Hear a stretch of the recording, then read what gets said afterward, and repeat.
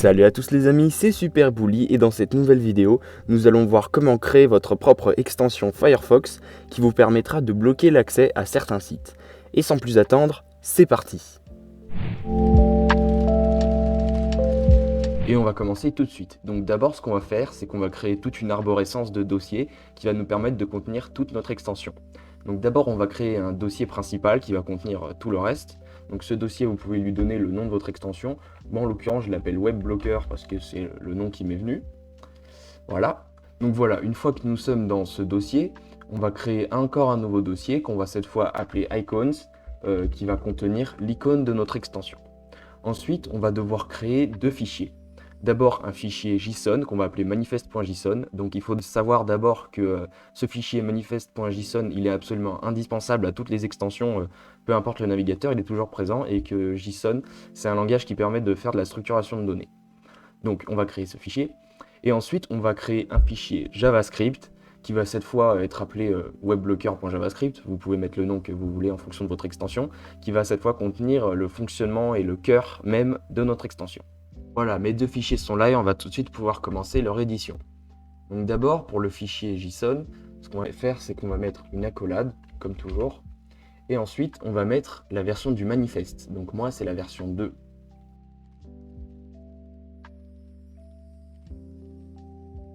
Ensuite, on va mettre le nom de notre extension. Donc moi, je vais l'appeler WebBlocker.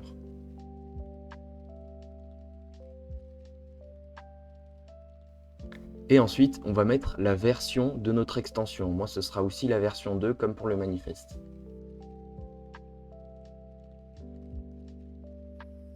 Voilà, c'est bon, on en a terminé avec les métadonnées indispensables qu'on doit mettre dans toutes les extensions. Maintenant, ce qu'on va faire, c'est qu'on va mettre une information optionnelle, c'est la description de notre extension. Moi, je vais dire qu'elle bloque un site prédéfini.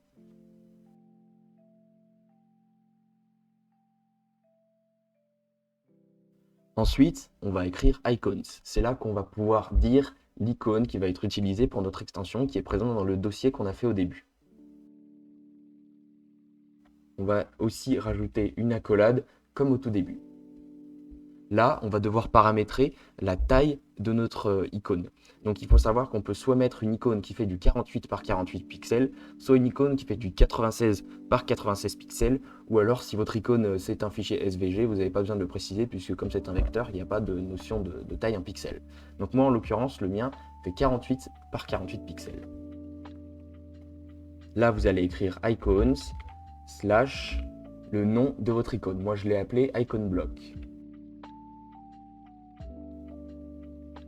Donc il faut savoir que cette icône sera en lien dans la description si jamais vous en avez besoin, même s'il est vraiment vite fait.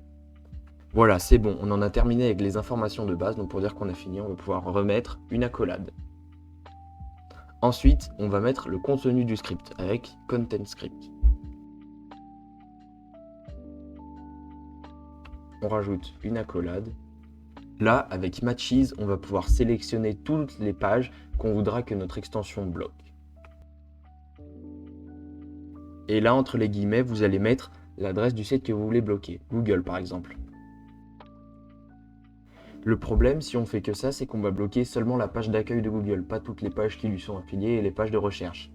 Là, ce qu'on va faire, pour éviter ce problème, c'est qu'on va remplacer le HTTPS, le www et toutes les pages qui arrivent après le nom de domaine par une étoile. En l'occurrence, je vais tester avec Facebook. Si jamais on veut bloquer plusieurs pages, il n'y a pas de problème, on a juste à rajouter une virgule et à faire exactement la même chose avec un autre site, Wikipédia par exemple. Une fois qu'on en a terminé avec les sites qu'on veut bloquer, on va faire référence à notre fichier JavaScript qui contient le cœur même de l'extension. Et maintenant, on va refermer toutes les accolades qu'on a ouvertes avant.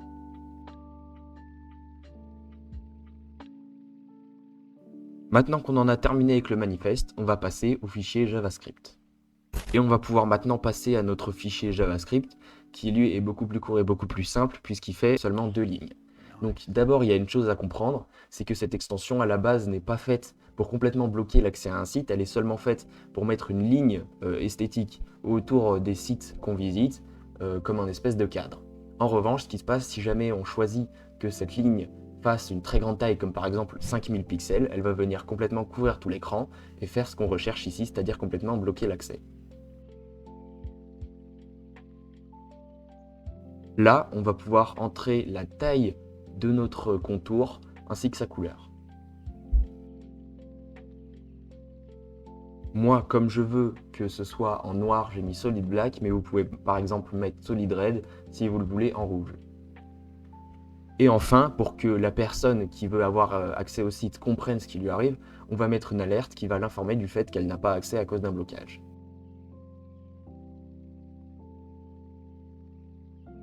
Et voilà, c'est bon, on en a fini avec notre fichier JavaScript. Maintenant qu'on a terminé, vous devriez vous retrouver avec votre fichier JavaScript avec ce qu'on vient de taper, le fichier JSON avec ce qu'on a tapé juste avant, et le dossier icons avec l'icône que vous avez choisi. Maintenant, pour pouvoir tester votre extension, vous allez vous rendre sur la page about.debugging de Firefox pour pouvoir l'essayer. Là, vous allez aller dans ce Firefox, charger un module complémentaire temporaire, et là vous allez mettre par exemple votre fichier JavaScript. Voilà, votre extension est installée de manière temporaire. On va tout de suite l'essayer en allant sur Wikipédia, par exemple. Voilà, si jamais on essaie de se rendre sur Wikipédia, on voit qu'on a bien notre écran noir qui occupe tout l'espace, avec l'alerte qui nous dit qu'on n'a pas accès au site. On va aussi essayer pour Facebook. Et l'extension marche encore, on a exactement la même chose.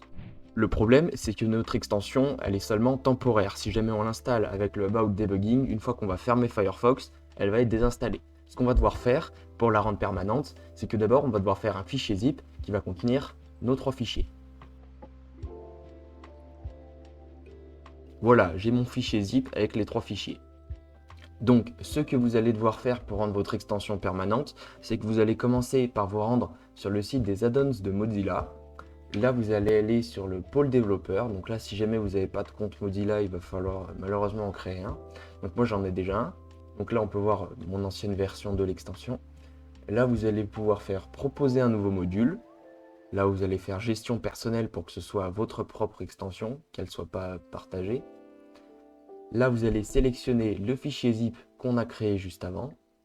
Il y a une petite vérification automatique qui s'est bien passée. Là, on va sélectionner pour qu'elle soit pour Firefox.